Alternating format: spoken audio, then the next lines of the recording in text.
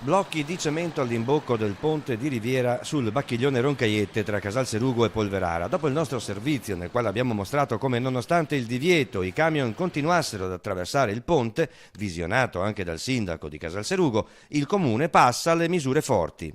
I cittadini si devono rendere conto che il provvedimento che è stato preso è perché c'è un oggettivo problema statico al ponte.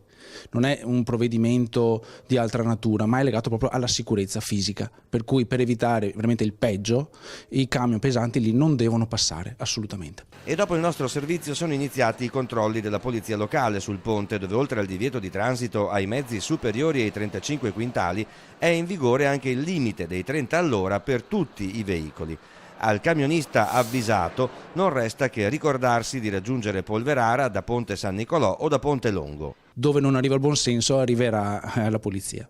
Intanto i comuni di Casalserugo, Polverara e Bovolenta, insieme alla provincia, studieranno quanto prima una viabilità alternativa al ponte della Riviera. Un manufatto che ha più di 60 anni, con palesi segni di degrado e di ammaloramenti della struttura. C'è poco da fare i furbi.